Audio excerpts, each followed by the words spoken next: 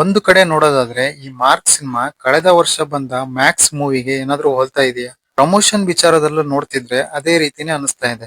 ಕಳೆದ ಬಾರಿಯೂ ಸಹ ಮ್ಯಾಕ್ಸ್ ಮೂವಿ ಇದೇ ರೀತಿ ಮ್ಯಾಕ್ಸಿಮಮ್ ಮಾಸ್ ಸಾಂಗ್ ನ ಬಿಟ್ಟು ದೊಡ್ಡ ರೀತಿಯಲ್ಲಿ ಸಿನಿಮಾನ ಪ್ರಮೋಟ್ ಮಾಡಿತ್ತು. ಅದು ಬಿಡಿ, ಇವಾಗ ಕಿಚ್ಚ ಸುದೀಪ್ ಸರ್ ಅವರ ಮಾರ್ಕ್ ಮೂವಿಯ first single lyrical video release ಆಗಿದೆ. ಬನ್ನಿ ಹಾಗಿದ್ರೆ ಸಾಂಗ್ ಹೇಗಿದೆ, ಸಿನಿಮಾ ಬಗ್ಗೆ ಏನಾದ್ರೂ ಕ್ಲೂ ಸಿಕ್ತಾ ಅನ್ನೋದನ್ನ ನೋಡ್ಕೊಂಡ್ ಬರೋಣ. ಹಾಯ್ ಎಲ್ರಿಗೂ ನಮಸ್ಕಾರ and welcome to Kannada topic. ಈ ಸಿನಿಮಾದ ಮ್ಯೂಸಿಕ್ ಡೈರೆಕ್ಟರ್ ಅಜನೀಶ್ ಲೋಕನಾಥ್. ನಿಮಗೆ ಗೊತ್ತಿದೆ, ಕನ್ನಡ ಇಂಡಸ್ಟ್ರಿಗೆ ಇವರು ಒಂದು ದೊಡ್ಡ ಸೆನ್ಸೇಷನ್ ನ ಸೃಷ್ಟಿ ಮಾಡಿದ್ದಾರೆ ಅಂತ ಹೇಳ್ಬೋದು. ಬಟ್ ಮಾಸ್ ಸಾಂಗ್ ನ ಥೀಮ್ ಅಲ್ಲಿ ಇವರು ಸ್ವಲ್ಪ ಡೌನ್ ಇದ್ದಾರೆ ಅಂತ ಅನ್ಸುತ್ತೆ. ಯಾಕಂದ್ರೆ ಕಳೆದ ಬಾರಿ ಡೆವಿಲ್ ಸಿನಿಮಾಗೆ ಇದ್ರೆ ನೆಮ್ಮದಿ ಆಗಿರ್ಬೇಕು ಸಾಂಗ್ ನ ಫ್ಯಾನ್ಸ್ ಗೆ ಬಿಟ್ರೆ ಬೇರೆಯವರಿಗೆ ಅಷ್ಟೊಂದು ರೀಚ್ ಆಗಲಿಲ್ಲ. ಎಕ್ಸ್ಪೆಕ್ಟೇಷನ್ ತುಂಬಾನೇ ಇತ್ತು, ಬಟ್ ಆ ಎಕ್ಸ್ಪೆಕ್ಟೇಷನ್ ಗೆ ತಕ್ಕ ರೀತಿ ಆ ಸಾಂಗ್ ಇರ್ಲಿಲ್ಲ.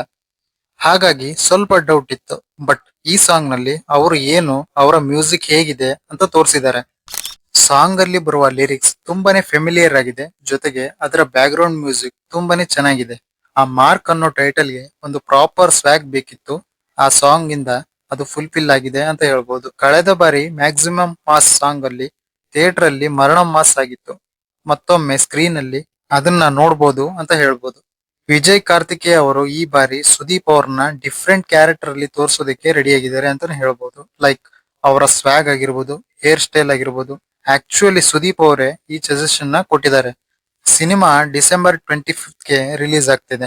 ಅದೇ ಮಂತ್ ಅಲ್ಲಿ ಡಿ ಬಾಸ್ ಅವರ ಡೆವಿಲ್ ಸಿನಿಮಾ ಹಾಗೆ 45 ಈ ಸಿನಿಮಾಗಳು ಬರ್ತಾ ಇದಾವೆ. ನೋಡೋಣ ಏನಾಗುತ್ತೆ ಅಂತ.